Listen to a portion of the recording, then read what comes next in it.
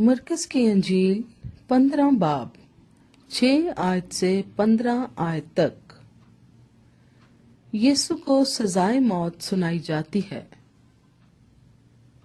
और वो ईद पर एक कैदी को जिसके लिए लोग अर्ज करते थे उनकी खातिर छोड़ दिया करता था।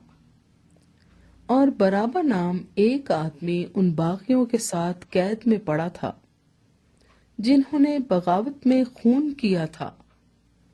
और भीड़ ऊपर चढ़कर उससे अर्ज करने लगी कि जो तेरा दस्तूर है वो हमारे लिए कर। पिलातुस ने उन्हें ये जवाब दिया, क्या तुम चाहते हो कि मैं तुम्हारी खातिर यहूदियों के बादशाह को छोड़ दूं? क्योंकि उसे मालूम था कि सरदार काहनों ने इसको हसद से मेरे हवाले किया है।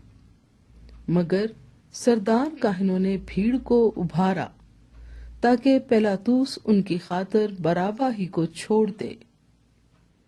पिलातुस ने दोबारा उनसे कहा, फिर जिसे तुम यहूदियों का बादशाह कहते हो उससे मैं क्या करूं?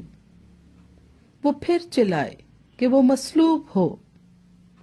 और पिलातुस ने उनसे कहा, क्यों? उसने क्या बुराई की है? वो और भी चिल्लाए कि वो मसलूब हो।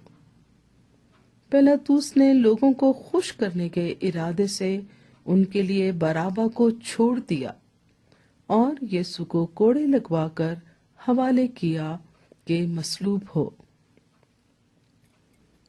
कलाम मुकद्दस के पढ़े और सुने जाने पर खुदा की बरकत हो। आमीन।